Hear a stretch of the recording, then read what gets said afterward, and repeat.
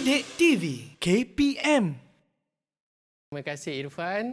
Saya perbetulkan sikit, bukan di Malaysia, di negara kita. Di negara kita. Ya, sebab tajuk kali ini zaman penjajahan. Tanah Melayu. Tanah Melayu. Kita belum merdeka lagi. Okey, seperti mana calon-calon di rumah dan juga di Google Meet kita, kertas SPM. Kita ada dua kertas. Kertas satu, kertas dua. Yang mana kertas dua ni kita pecah kepada dua bahagian. Bahagian A soalan struktur dan juga bahagian B soalan esei. Kita tengok dulu contoh soalan struktur. Selalunya kita akan soal kepada calon-calon SPM 3 atau 4 soalan bagi satu-satu soalan struktur. Okay, contoh, hari ini saya bawakan kepada anda beberapa bentuk soalan.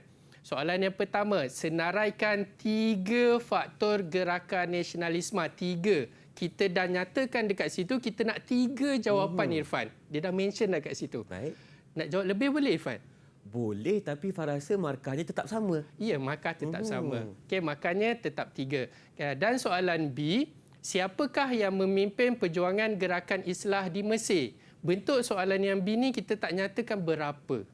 Tapi nanti lepas ni saya akan bagi tahu berapa jawapan yang kita nak di situ. Baik. Dan soalan C ni kita pecahkan lagi kepada dua.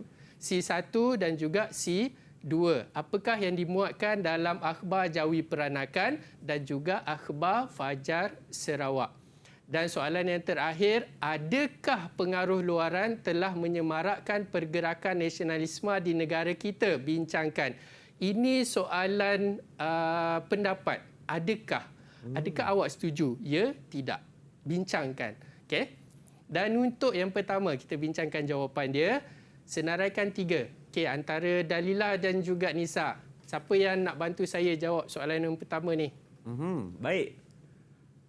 Murid-murid. Saya nak jawab. Silakan Dalilah. Okey, 3 faktor kemunculan gerakan nasionalisme. Yang pertama, sistem pendidikan. Yang kedua, pengaruh agama. Yang ketiga, penulisan kreatif. Contohnya akhbar, majalah, novel, cerpen dan puisi. Wah, siap contoh lagi cikgu. Siap contoh. Okey. Macam mana cikgu jawapan yang diberikan oleh Kita Dalilah? tengok jawapan dari Dalilah. Yang pertama, Dalilah kata sistem pendidikan. Betul lah. Satu markah kat situ. Betul. Sebab untuk soalan yang macam ni, Irfan, untuk soalan struktur, biasanya kita tak perlukan huraian. Kita kena tengok kata tugas dia apa. Dia nak senaraikan 3 faktor. Okey. Tadi dah sebut 6 kan? Betul, ada 6. Ada 6. Okey, tengok. Jawapan yang pertama, sistem pendidikan. Betul. Jawapan yang kedua, pengaruh agama. Okey, pengaruh golongan agama tadi pun juga satu markah di situ. Penulisan kreatif pun ada satu markah di situ. Okey, maknanya Dalilah telah dapat 3 markah penuh di situ. Cuma Dalilah bagi contoh tadi. Okey, akhbar dan majalah.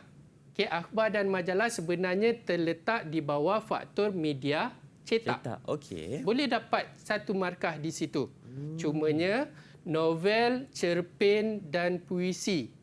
Saya ada buat 2 palang dekat situ. Maksudnya di sini jawapan novel, cerpen dan puisi ini adalah ulangan. Okey. Ulangan kepada penulisan kreatif.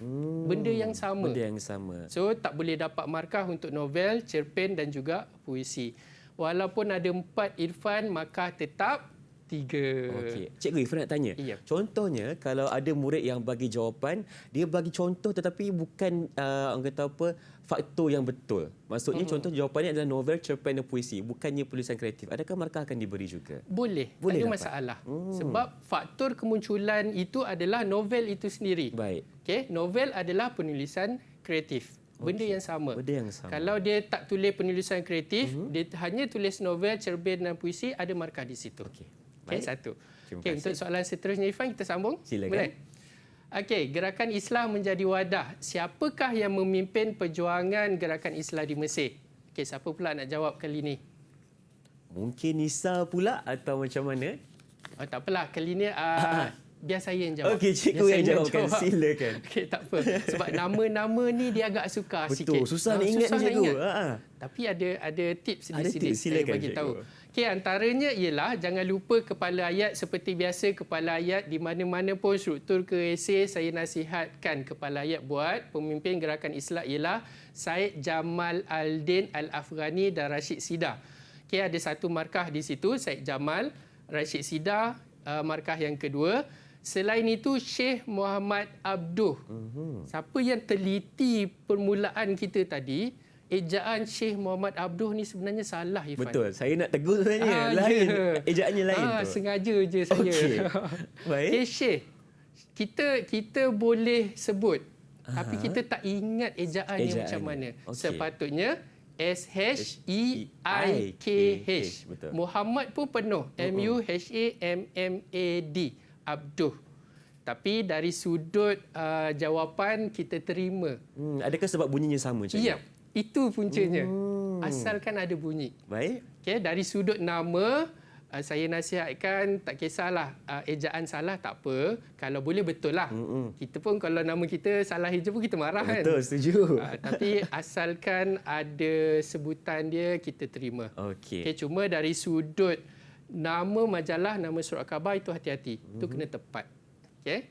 Soalan yang kedua. Soalan yang ketiga. Silakan. Apakah yang dimuatkan dalam jawi peranakan? Siapa nak bantu saya jawab? Kali ni diorang pula kena jawab. Okey. Antara Dalilah dan juga Nisa Zulaika. Siapa nak bantu cikgu untuk jawab soalan ni? Saya nak jawab, cikgu. Okey, silakan Nisa. Saya nak jawab, cikgu. Okey. Perkara yang dibuatkan dalam akhbar berikut ialah yang pertama, jawi peranakan, iaitu menegur campur tangan British dalam soal agama Islam dan isu bahasa Melayu. Yang kedua pula ialah Fajar Sarawak, iaitu menegur pemerintahan Brooke yang telah mengabaikan hak dan kepentingan. Okey, terima kasih Nisa. Kita tengok jawapan yang pertama untuk jawi peranakan. Saya nasihatkan Nisa dan juga murid-murid di rumah sana mulakan dengan kepala ayat. Sebab Nisa tadi jawab tanpa kepala ayat terus jawapan. Saya nasihatkan buat kepala ayat. Menegur campur tangan British. Ada satu markah di situ. Dalam soal apa? Agama Islam dan juga isu bahasa Melayu. Okay, untuk soalan yang berbentuk ini, dia pecahkan kepada C1, C2. Tak boleh pilih. Kena jawab dua-dua. Kena jawab dua-dua. Kadang-kadang calon SPM kita ni, dia tengok C1, C2, dia pilih salah satu. Yang mana yang boleh jawab je? Ya, tak boleh. Dua-dua kena jawab. Okey. Sebabnya C1 ada satu markah di situ. Okay, dan juga C2 pun ada satu markah di situ. Dua-dua kena jawab. Okay, Fajar Sarawak pula. Menegur pemerintahan Brooke yang telah mengabaikan hak dan kepentingan. Kita tegur pemerintahan Brooke di dalam Fajar Sarawak. Satu markah di situ. Okey, calon-calon di rumah, ingat sekali lagi saya ulang. Untuk soalan pecahan C1, C2, kena jawab dua-dua. Okey, cuba untuk jawab dua-dua. Okey, dan soalan D. Adakah pengaruh luaran telah menyembarakkan pergerakan nasionalisme di negara kita? Bincangkan. Ada 3 markah di sini, Irfan. Okey, siapa nak jawab kali ni? Ini soalan pendapat cikgu kan? Ya, sama pendapat. ada ya ataupun tidak? Ya, dan betul. jelaskan. Baik, siapa nak bantu cikgu untuk soalan ini? Nisa ataupun Dalilah? Yang tersenyum sekarang ini. Silakan Saya nak jawab, Dalilah. cikgu.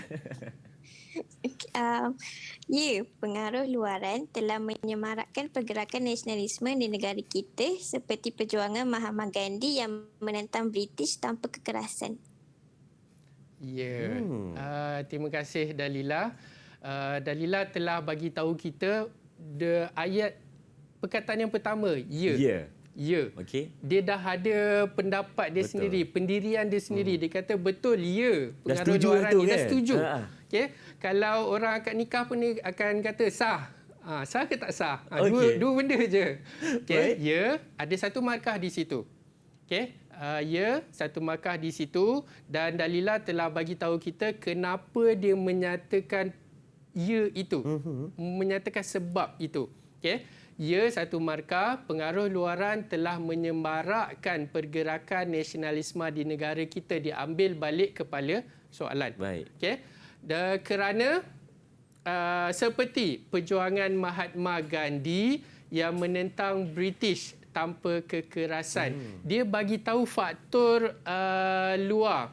Okay, faktor luar yang telah menyembarakkan pergerakan nasionalisme kita. Betul. Contohnya Mahatma Gandhi di India.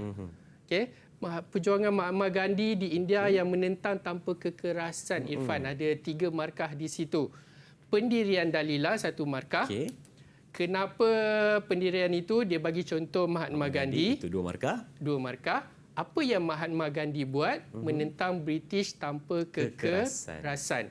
Okay, so kita terinspirasi macam mana Mahatma Gandhi ni tak keluarkan senjata pun, Irfan. Betul. Dengan kata-kata je. Kata-kata pun tajam juga, Ya, cikgu. betul. British pun takut dengan Mahatma Gandhi. Dengan kata-kata dia boleh menyatukan penduduk-penduduk India. Kita terinspirasi. Cuma Irfan, Ya, saya. kalau calon jawab ya sahaja tanpa ada sokongan kepada ya, ada markah ke tidak di situ? Mungkin ada cikgu sebab pendapat atau macam mana? Tak, kita perlukan sokongan. Perlukan sokongan Ya, juga. kita perlukan huraian untuk itu. Memang tak kalau dapat langsung, setakat, cikgu, tak ada. Tak Kalau ada setakat markah. ya, Ha. tak ada markah. Okey. Ya, bagi sebab. Bagi sebab. Kita nak sokong. Awak suka saya, suka. Sebab Kenapa? Kenapa? Kita nak tahu. Saya nak tahu benda nak tu. Tahu. Okey. Okay, Jadi itu. cikgu, contohnya kalau macam bagi satu penjelasan, adakah satu markah? Macam mana? Ya, betul. Okey. Untuk soalan macam ni, sebab soalan ini adalah berbentuk bincangkan. Huraian kita terima, contoh pun kita terima. Baik. Okey, ni antaranya. Okey, kita ada Mahatma Gandhi dekat India. Selain Mahatma Gandhi, kita ada faktor-faktor lain yang menyemarakkan pergerakan nasionalisme. Ada tak siapa-siapa yang boleh bantu saya?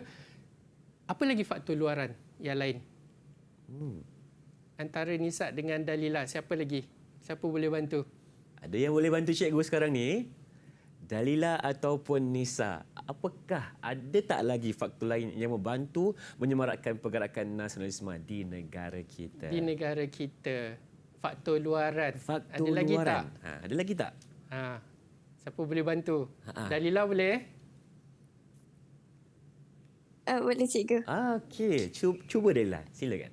Okay, pertama, perjuangan Jose Rizal di Filipina. Yang kedua, Soekarno di Indonesia. Okay, kita ada lain. Betul. Sebab Soekarno di Indonesia pun telah memulakan perjuangan menuntut kebebasan. Jose Rizal pun sama. Kita ada revolusi di China pun sama juga. Okay, revolusi China menentang kerajaan Manchuria membentuk Republik China ketika itu. Itu faktor luaran, Irfan. Kita tengok faktor-faktor yang luar tu, kita pun terinspirasi sama. Okay? Itu ketika itu. Kalau pada masa sekarang, Irfan, Ya, saya. nasionalisme sekarang berbeza dari dulu. Kita tak ada penjajahan. Dah selesai dah. Dah selesai dah. Masalah itu. Tapi saya nak tahu jugalah pendapat Irfan. Pendapat saya juga. Pendapat Irfan. Okey, berapa markah cikgu nak bagi ni? Tengoklah berapa pendapat yang Irfan bagi. Silakan cikgu. Apa Macam soalan mana ni, cikgu? Irfan menunjukkan cintakan negara kita sekarang? Okey. Baik, macam mana cara Irfan tunjukkan semangat cinta akan negara, cikgu? Yang pertama, Irfan akan sentiasa berpegang teguh kepada prinsip rukun negara. Yang kita ada 5 tu. Yang pertama, kepercayaan kepada Tuhan, kesetiaan kepada raja dan negara, keluhuran perlembagaan, kedaulatan undang-undang, kesopanan dan kesusilaan. Tepat sekali. Tepat sekali. Berapa markah cikgu boleh bagi tu, cikgu? Bolehlah, kita bagi 6 kat situ. 6 markah. 6 kat situ. Okey, kalau cikgu pula macam mana, cikgu? Kalau saya, cara menunjukkan cintakan negara bersatu, perpaduan. Betul. Cara kita nak menunjukkan yang kita sukakan negara kita, sayangkan negara kita, benda yang pertama, Irfan, bersatu. Kita kan ramai rakyat. Betul. Dan rakyat kita juga berbilang kaum, berbilang agama. Ya, betul. Dari perpaduan, kita boleh mengembangkan ekonomi kita, memajukan negara kita. Bersatulah. Bersatulah. Didik TV KPM